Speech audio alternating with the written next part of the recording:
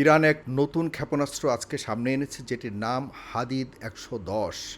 এই ড্রোনটি এতটাই উচ্চ গতিসম্পন্ন যে কোনো ইন্টারসেপ্টর এই ড্রোনটিকে আটক করতে পারবে না বা আকাশে ধ্বংস করতে পারবে না। আপনারা জানেন যে মার্কিন যুক্তরাষ্ট্রের প্রযুক্তি রয়েছে যে যে কোনো ধরনের ড্রোনকে তারা আকাশেই রাডার এর মাধ্যমে আকাশেই ধ্বংস করতে পারে। কিন্তু এই যে ড্রোনটি সামনে এনেছে, যেটি যেটির সাথে যুক্ত থাকে প্রায় ২০ কেজি ওজনের ওয়ারহেড, মানে বোমা, যেখানে এটি আঘাত হানবে সেই জায়গাটিও যেমন ধ্বংস হবে এবং এই ড্রোন নিজেও ধ্বংস হবে, যেটাকে আত্মঘাতীমূলক ড্রোন বলা হয়, ক্যামিকাজ ড্রোন বলা হয়।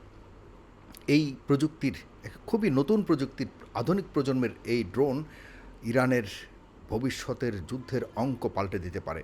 কারণ হলো এই ড্রোনটির দূরত্ব প্রায় ৩৫০ কিলোমিটার দূরে গিয়ে এটি আঘাত হানতে পারে। প্রায় ২০,০০০ ফুট মানে ৬ কিলোমিটার উপরে আকাশে এটি উঠতে পারে। প্রায় ১ ঘন্টা আকাশে স্থির হয়ে দাঁড়িয়ে থাকতে পারে।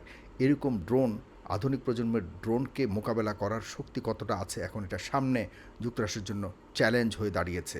আজকে ৩০ জুলাই ২০২৬, বৃহস্পতিবার, বাংলাদেশ থেকে আমি আপনাদেরকে কথাগুলো বলছি। আরও কিছু ডেভেলপমেন্ট আছে, সেটি আমি শেষ পর্যন্ত আপনারা শুনলে জানতে পারবেন। এবং আমার এই আইডিটিকে আপনারা অবশ্যই সাবস্ক্রাইব করবেন, ফলো করবেন, আমার চ্যানেলটিকে সাবস্ক্রাইব করবেন। তাহলে আপনার প্রতিনিয়ত যুদ্ধের, মধ্যপ্রাচ্যের যুদ্ধের সর্বশেষ পরিস্থিতি সম্পর্কে অবগত হতে পারবেন। আজকে জিসিসি যে ভুক্ত দেশগুলি রয়েছে, প্রায় কয়েক ৫-৬-৭টা দেশ, এর মধ্যে বাহরাইন, কুয়েত, কাতার, আবুধাবি, সৌদি আরব, এই সবগুলো দেশ, বাহরাইনেই আজকে এই সবগুলো দেশের যত মিলিটারিরা রয়েছে তারা একসাথে মহড়া দিচ্ছে। এই মহড়া এখন সারা বিশ্বকে নতুন করে জানান দিচ্ছে যে জিসিসি দেশগুলো নতুন করে আবার একত্রিত হচ্ছে। আমি মনে করি যার বিরুদ্ধেই তারা এই শক্তি প্রদর্শন করুক, এটি আমাদের কাম্য ছিল। কারণ এই জিসিসি ভুক্ত দেশগুলো এতটাই অনৈক্যের দুয়ারে চলে গিয়েছিল যে তাদের নিজেদের নিরাপত্তার জন্য তারা অন্যের উপরে নির্ভর করতে হয়েছে, যে কারণে আমেরিকা বলুন, ইসরায়েল বলুন, তাদেরকে আলাদা করে করে তাদেরকে মানে প্রাইভেটলি নিরাপত্তা দেওয়ার জন্য তাদেরকে এই জিসিসি সংগঠনটাকে ধ্বংস করেছিল। এখন আমি মনে করি যে ইরানের সাথে যুক্তরাষ্ট্রের যে যুদ্ধটি চলছে, এই যুদ্ধের মধ্যে কোন দেশের কী অবস্থান আমি জানতে চাই না, বা আমরা বুঝতে চাই না। আমরা দেখতে চাই যে এই মধ্যপ্রাচ্যের পবিত্র ভূমির দেশগুলো নিজেরা কতটা শক্তিশালী হতে পারলো। জিসিসি যে সংগঠনটি রয়েছে এটি অনেক শক্তিশালী একসময় ছিল, কিন্তু এটিকে দুর্বল করেছিল এই পরিকল্পনা করে এবং ষড়যন্ত্র করে ইসরায়েল এদেরকে ধ্বংস করে দিয়েছিল। এখন তারা আবারও ঐক্যবদ্ধ হচ্ছে। আজকে যে মহড়া তারা দিয়েছে বাহরাইনে, এটি সারা বিশ্বকে নতুন করে মেসেজ দিচ্ছে যে জিসিসিভুক্ত দেশগুলোকে একত্রিত হয়ে এই অন্যান্য দেশের উপরে নির্ভরশীলতা কমাতে চাচ্ছে। এই ধরনের একটি প্রশ্ন সামনে এসে দাঁড়িয়েছে। এখানে ইরানের বিরুদ্ধেও তাদের একটা বড় ধরনের শক্তি প্রদর্শনের বিষয় হতে পারে। আমি অবশ্যই খুশি, ডেফিনেটলি, যে কোনো কারণেই হোক, নিজেদের শক্তি সঞ্চয়ের চেয়ে বিকল্প কিছু হতে পারে না। বন্ধুরা, জর্ডানে গত দুদিন আগে ইরান কিন্তু ব্যাপক হামলা করেছে। যে হামলায় যুক্তরাষ্ট্রের অনেকগুলি ঘাঁটি একদম ছিন্ন ভিন্ন হয়ে গেছে। যদিও যুক্তরাষ্ট্র এটিকে স্বীকার করছে না। আজকে যুক্তরাষ্ট্রের প্রেসিডেন্ট বলেছে যে এই হামলার বিরুদ্ধে বা এই হামলার প্রতিশোধ আমরা নেব। এখন যে প্রতিশোধটি নেব সেটি ভয়ঙ্কর প্রতিশোধ হবে ইরানের বিরুদ্ধে। ইরানকে ভয়ঙ্কর হুমকি দিয়েছে যুক্তরাষ্ট্রের প্রেসিডেন্ট।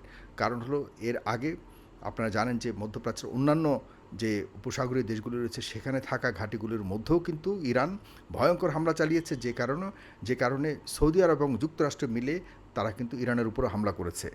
এই হামলা, পাল্টা হামলার উপরেই কিন্তু বর্তমানে যুদ্ধ চলছে।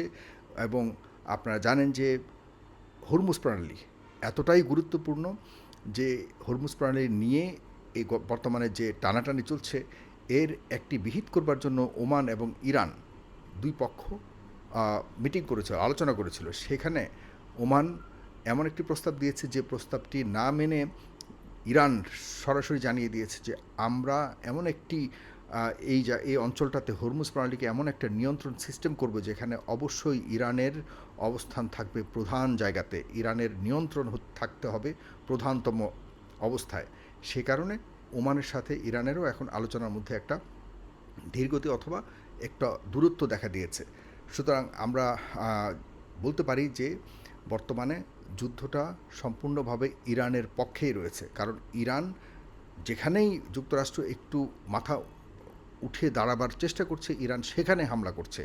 ইরানের বর্তমান যে প্রধান নেতা রয়েছেন জনাব মুস্তফা আলী খামেনি, তিনি বলেছেন কয়েকদিন আগে যে আমরা আমাদের উপরে যে হামলা করেছে, আমাদের শিশুদের উপরে হামলা করেছে, আমাদের এই নিষ্পাপ মানুষদের উপরে যে হামলা করেছে, আমরা সেসব হামলার প্রতিশোধ নিবই নিব, এবং এর জন্য তারা যে কোনো ধরনের বাজি ধরতে রাজি আছে। এটি স্পষ্টভাবে বলেছে, তার বাবার এবং তার সন্তানের হত্যার বিচার তিনি নেবেন। যে কারণে এই যতই আলোচনার কথা আসুক, কোনো আলোচনাতেই ইরান আগ বাড়িয়ে কোনো কথা বলছে না। ইরান বলছে যে আমরা আলোচনা জন্য যুক্তরাষ্ট্রকে কোনোভাবেই আমরা অনুরোধ করছি না, বরং তারা এখন আক্রমণের জন্য যতগুলো আধুনিক অস্ত্র প্রয়োজন এবং আশপাশের দেশগুলো থেকে, যেমন চায়না থেকে, রাশিয়া থেকে সার্বিক সহযোগিতা তারা নিচ্ছে। তারা আপনারা জানেন, আজকে সকালেও বলেছি যে চায়না এমন একটা অস্ত্র তাদেরকে দিচ্ছে যেটি তারা কাঁধে ভর করে এই অস্ত্র তারা চালাতে পারবে, এবং আকাশে তারা এই ক্ষেপণাস্ত্র ছোড়ার মতো এই ধরনের একটি ম্যান প্যাডস যেই অস্ত্রটিকে বলে, মানে কাঁধে ভর করার যে ছোড়ার মতো যে প্রযুক্তি, সেটিকে ম্যান প্যাডস বলে। এবং এই ধরনের অস্ত্র, অনেক অস্ত্র তারা ইতিমধ্যে চায়না থেকে কিনেছে। যদিও চায়না বলেছে যে আমরা এই ধরনের কোনো অস্ত্র বিক্রি করি, এটি একটি কৌশলগত অবস্থান, যে কারণে হয়তো বলতে পারে। অন্যদিকে আমরা যতটুকু দেখেছি যে বাবে আল মন্দেব, যেটি হলো লোহিত সাগরের সাথে আরব সাগরের সংযুক্ত স্থান, খুবই গুরুত্বপূর্ণ। যেমনটি গুরুত্বপূর্ণ হরমুজ প্রণালীর, ঠিক তেমনটি বাব আল মানদেব যেটিকে বলে স্ট্রেট, মানে হলো এটিও একটি প্রণালী। এটি নিয়ন্ত্রণে রয়েছে আপনার হুতিরা। এই হুতি তারা বলেছে যে আমরা এখন নতুন করে এই প্রণালীর সম্পূর্ণ নিয়ন্ত্রণ আমরা নেব, এবং এই প্রণালীর মধ্য দিয়েও যারা যারা যাবে, মানে হলো এদিক দিয়ে যত এই নৌপথে যতগুলি জাহাজ যাবে, আন্তর্জাতিক জাহাজগুলি, তাদেরকে অবশ্যই হুতির কাছে টোল দিতে হবে। এই নিয়েও এখন নতুন করে আরেকটা উদ্যোগ। প্রত্যেকটা জায়গায় কিন্তু এখন দেখা যাচ্ছে যে যাদের নিয়ন্ত্রণে আশপাশের নৌপথগুলি রয়েছে, তারা এখন নিজেদের নিয়ন্ত্রণে রেখে আন্তর্জাতিক যে নৌপথকে নিয়ন্ত্রণের একটি বড় ধরনের হুমকি দিচ্ছে। এটি আমাদের সামনের যুদ্ধের যে পুরো হিসাব নিকাশ সব কিছুকে পাল্টে দেবে। কারণ হলো যুক্তরাষ্ট্রের প্রতি এখন যে অবস্থান বর্তমানে রয়েছে ইরান, এবং ইরানের যে বন্ধু দেশগুলি রয়েছে, বন্ধু শক্তিগুলি রয়েছে, ইরানের যে প্রক্সিগুলি রয়েছে, আপনার হেজবুল্লাহ থেকে শুরু করে, হুতি থেকে শুরু করে, এই জাতীয় যতগুলি গ্রুপ রয়েছে, তারা এখন প্রতিশোধের আগুনে জ্বলছে। তারা কোনো না কোনো উপায়ে চাচ্ছে যে আমরা যুক্তরাষ্ট্রের সাথে যুদ্ধ করেই আমাদের বিজয় আমরা আনতে চাই। এখন নতুন করে যে আজকে অস্ত্রের কথা বলছি, এটি নতুন আশা জাগাচ্ছে। কারণ ড্রোন হামলার চেয়েও বড় অস্ত্র এই মুহূর্তে আর কোনো কিছু নাই। ইরানের হাতেও যেমনটি নাই, যুক্তরাষ্ট্রের কাছে, ইসরায়েলের কাছে তেমনটি নেই। এখন প্রযুক্তির যে প্রতিযোগিতা, সেটি হলো এখন বড় প্রতিযোগিতা। কারণ এতটা দামি, এত এক্সপেন্সিভ অস্ত্র সেই সুদূর আমেরিকা থেকে এখানে এনে আমেরিকার দ্বারা সম্ভব নয় যে প্রতিনিয়ত প্রতি ঘন্টায় ঘন্টায় শত শত ড্রোন অথবা অন্যান্য ক্ষেপণাস্ত্রকে মোকাবেলা করবার। এই কারণে যুক্তরাষ্ট্র কিন্তু দুদিন আগে যুদ্ধবিরতির প্রস্তাব দিয়েছিল। সেই যুদ্ধবিরতির প্রস্তাব সাময়িক মানলেও যখন দেখেছে হরমুজ প্রণালীর উপরে আসলে একটা ষড়যন্ত্রমূলক একটা পরিকল্পনা করছে যুক্তরাষ্ট্র, সেই কারণে ইরান আর বসে থাকেনি। ইরান আজকেও 3টি শিপের উপরে, জাহাজের উপরে হামলা করেছে, যারা চুরি করে ইরানের নির্দেশনা না মেনে হরমুজ প্রণালী পার হচ্ছিল। এর পেছনে যুক্তরাষ্ট্র তাদের ষড়যন্ত্রের অংশ হিসেবে এটি করেছে। এই কারণেই ইরান এই 3টি জাহাজের উপরে হামলা করেছে এবং তাদের পথ গতি রোধ করে বাধ্য করেছে যে ইরান যেভাবে বলছে সেভাবে চলতে হবে, না হলে এই হরমুজ প্রণালীতে আর কোনো ধরনের জাহাজ চলবে না। এই অবস্থাতে বর্তমানে রয়েছে যুদ্ধের সম্পূর্ণ অবস্থান। প্রিয় বন্ধুরা যারা দেখছেন, অবশ্যই আমার এই আইডিটিকে আপনারা ফলো করবেন, আর এই ভিডিওটিকে আপনারা শেয়ার করে অন্যদেরকে জানান দেবেন। ভালো থাকবেন সবাই, শুভরাত্রি জানাচ্ছি, সালাম।